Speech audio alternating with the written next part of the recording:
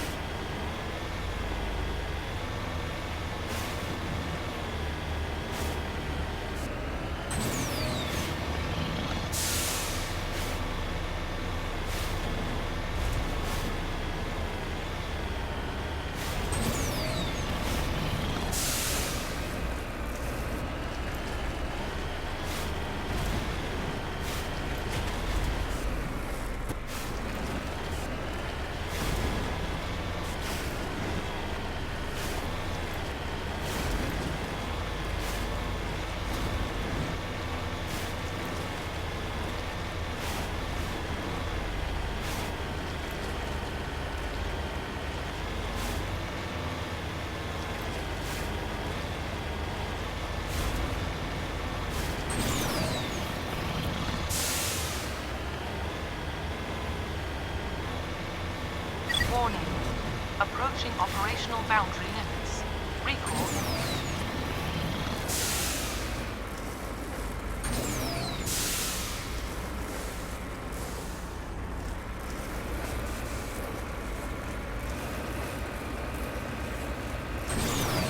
Warning. Boundaries exceeded. Commencing recall.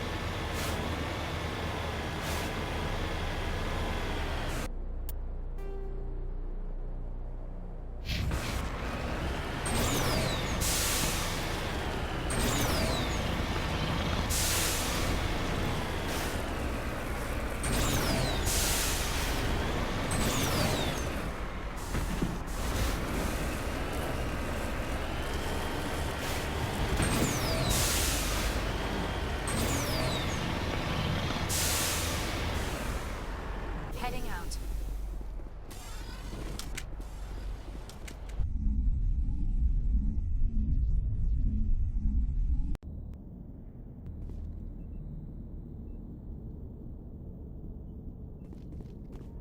Say, Shepard, you didn't happen to find any of my engineers, did you?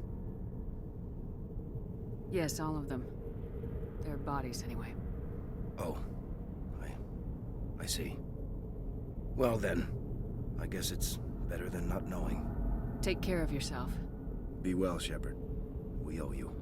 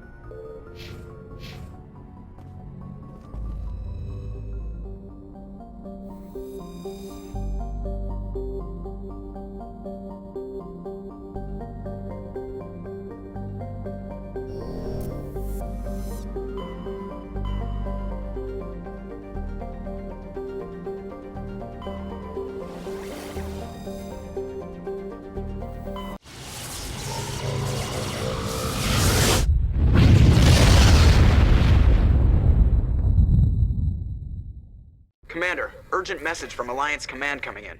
I'll patch it through. Shepard, this is Admiral Hackett from Alliance Command. We've got a situation here, and you're the only one that can handle it. What do you need, Admiral? There's an Alliance training ground where we test weapons and technology in live fire simulations.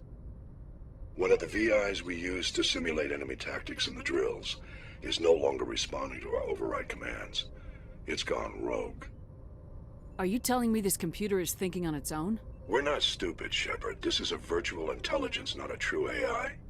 It's not self-aware, and it can't access any external systems. We didn't do anything illegal here. Virtual intelligence support is critical to our military success. VIs process thousands of status reports and react in nanoseconds. No human can do that. We need you to fight your way through the training ground of the VI core and manually disable it. Don't worry, Admiral. I'll take that thing out. I know Spectres answer the Council, but you're still human. You're still part of the Alliance military, and right now we need you. The VI controls all the facility's weapons, drones, and automated defenses. You're the only one that can pull this off, Shepard. Good luck.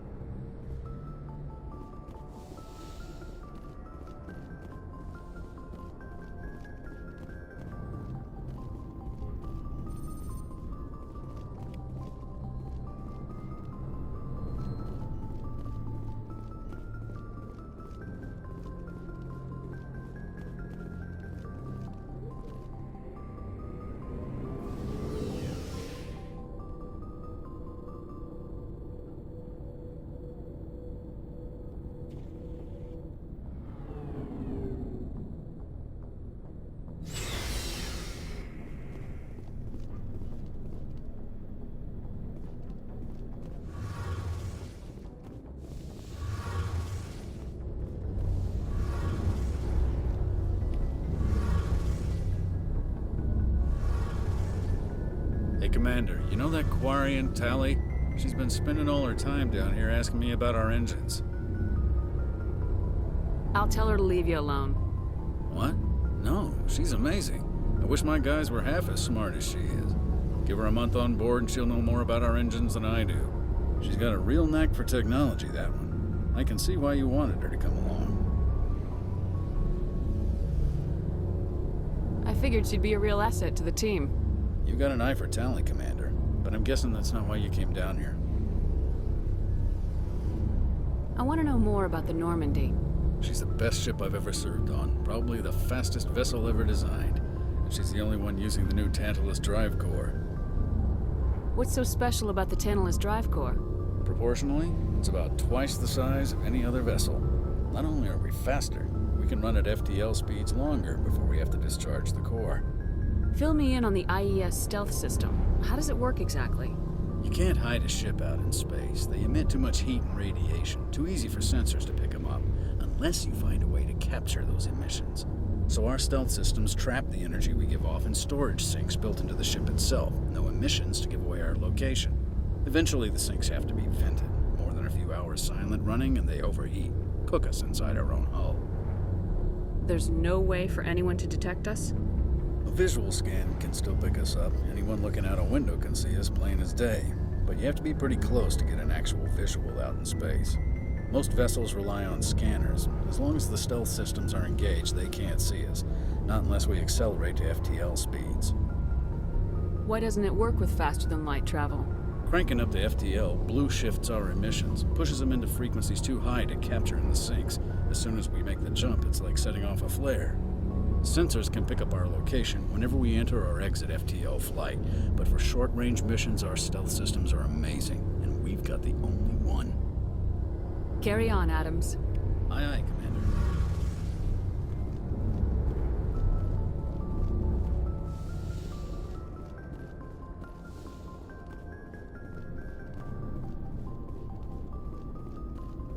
Commander, nice work out there. I knew working with the Spectre would be better than life at CSEC. Have you worked with the Spectre before? Well, no, but I know what they're like. Spectres make their own rules. You're free to handle things your way. At CSEC, you're buried by rules. The damn bureaucrats are always on your back. Being a Spectre does have its advantages. Exactly my point. If I'm trying to take down a suspect, it shouldn't matter how I do it, as long as I do it. But CSEC wants it done their way. Protocol and procedure come first. That's why I left. So you just quit because you didn't like the way they do things? There's more to it than that. It didn't start out bad, but as I rose in ranks, I got saddled with more and more red tape. CSEC's handling of Saren was typical. I just couldn't take it anymore. I hate leaving. You did the right thing. Life's too short to sit around waiting for things to happen. Yeah, you're probably right. Either way, I plan to make the most of this. And without CSEC headquarters looking over my shoulder, well, maybe I can get the job done my way for a change. As long as you do your job well, you're free to go about your business as you see fit. Thank you, Commander.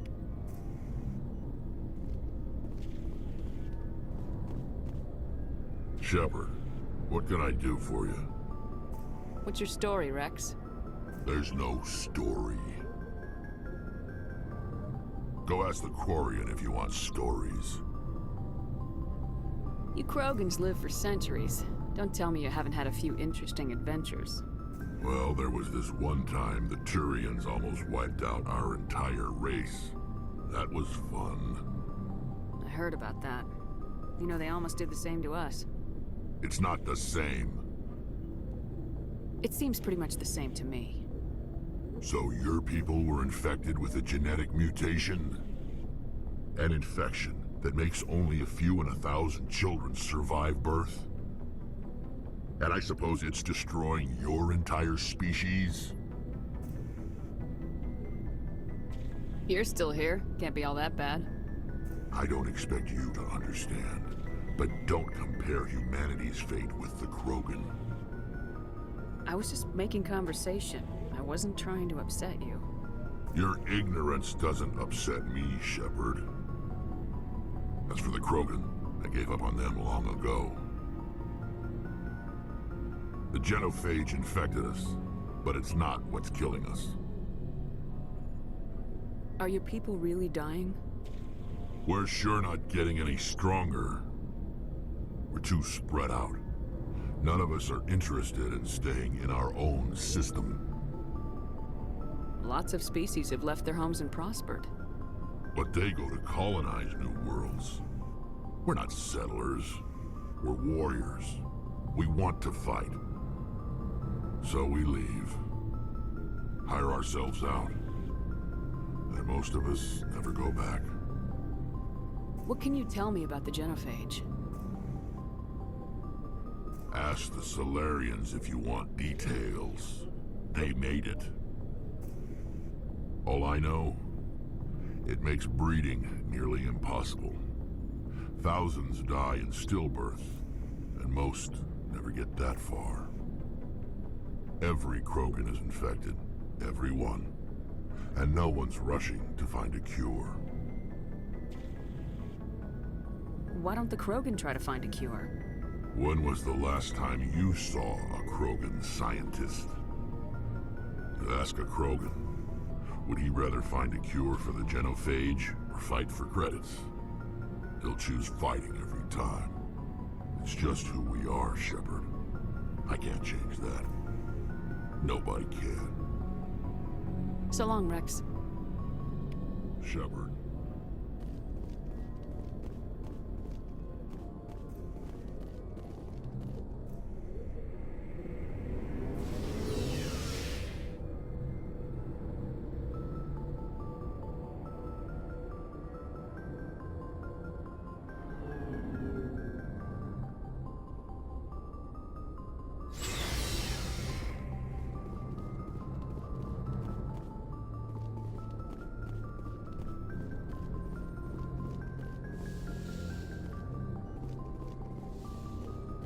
Yes, Commander? Is there something you need? How well do you know the Lieutenant? I'd never worked with him before this mission. But he has an impressive service record, over a dozen special commendations. Tends to keep to himself, though. Maybe because of the headaches. It's not easy being an L2. What does that have to do with it? Well, most biotics now use the L3 implants. Lieutenant Alenko was wired with the old L2 configuration. Sometimes there are complications. I should go. Goodbye, Commander.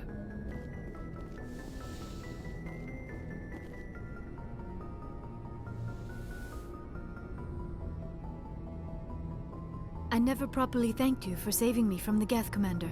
If you hadn't shown up, I'm just glad we got there in time. So am I. I know you took a chance bringing me aboard this ship. I have seen the way your crew looks at me. They do not trust me. But I am not like Benezia. I will do whatever I can to help you stop Saren. I promise. Don't worry, Liara. I trust you. I know you won't let me down. It means a lot to hear you say that, Commander. Thank you. Tell me about yourself, Liara. Me? I am afraid I am not very interesting, Commander. I spend most of my time on remote digs, unearthing mundane items buried in long-forgotten Prothean ruins. Sounds dangerous. And lonely. Sometimes I would run afoul of indigenous life forms or stumble across a small band of mercenaries or privateers. But I was always careful. Until the Geth followed me to Artemis Tau. I never found myself in any situation my biotics could not handle. As for the solitude, well, that is one aspect that most appealed to me. Sometimes I just need to get away from other people. You don't like other people? I suppose it comes from being a matriarch's daughter. People expected me to follow in Benezia's footsteps. They wanted me to become a leader of our people. Matriarchs guide their followers into the future. They seek the truth of what is yet to come. Maybe that's why I became so interested in the secrets of the past. It sounds so foolish when I say it out loud. It sounds like I became an archaeologist simply to spite Benezia.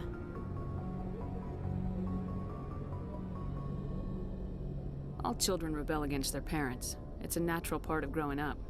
Aha, you share the wisdom of the matriarch, Shepard. That is exactly what Benezia said when I told her of my decision. But there was more to it than that. I felt drawn to the past. The Protheans were these wondrous, mysterious figures. I wanted to know everything about them. That is why I find you so fascinating. You were marked by the beacon on Eden Prime. You were touched by working Prothean technology. Sounds like you want to dissect me in a lab somewhere. What? No! I did not mean to insinuate. I never meant to offend you, Shepard. I only meant that you would be an interesting specimen for an in-depth study. No, that's even worse. Calm down, Liara. I was only joking. Joking? Oh, by the goddess, how could I be so dense? You must think I am a complete and utter fool. Now you know why I prefer to spend my time in the field with data disks and computers. I always seem to say something embarrassing around other people. Please, just pretend this conversation never happened. I'd like to know more about the Asari. We were the first species to discover the Citadel. We were instrumental in forming the Council. And we always strive to be the voice of peaceful cooperation in galactic disputes. My people believe we are all part of a single galactic community. Each species contributes something to the greater whole.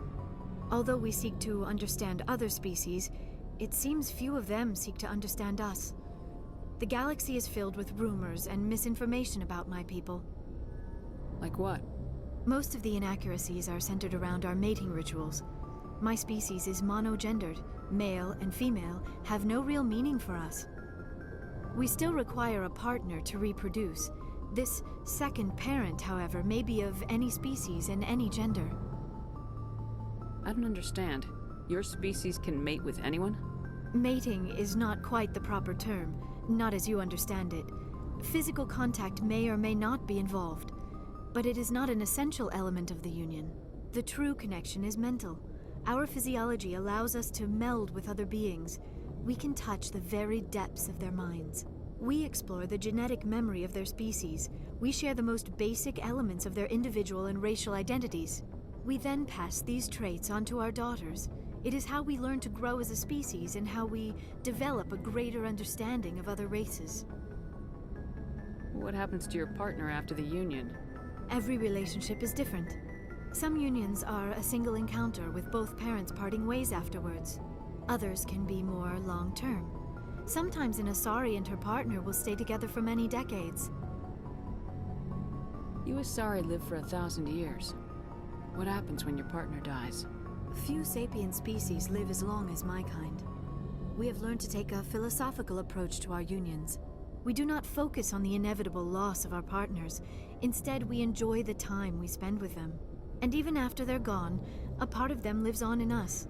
The union is a connection that transcends both time and space. Do you know who Matriarch Benezia chose as her partner? She rarely spoke of her partner. Though I know my father, if you want to use that term, was another Asari. Benezia never told you her partner's name? Union with our own kind is no longer common, not for the purposes of reproduction. Most Asari believe it weakens our species. Asari daughters inherit racial traits from the father species. If both parents are Asari, then nothing has been gained, or so conventional wisdom would hold. I am what is sometimes called a pureblood. Though no Asari would ever be cruel enough to say the word to my face, it is a great insult among my people. It is possible Benezia's partner was embarrassed by their union. She may have been too ashamed to publicly acknowledge me as her offspring. How could anyone abandon their own child? I cannot answer that. This is all speculation on my part. It is possible she wanted to be part of my life, but something happened to her before she had the chance. Benezia never spoke of her partner. Whatever happened, it caused her too much pain to dwell on it. She raised me by herself, though that is not uncommon. Many Asari raise their children alone, particularly if the father species is short-lived. Often the partner will pass on long before the child reaches maturity. I should go. Goodbye, Shepard.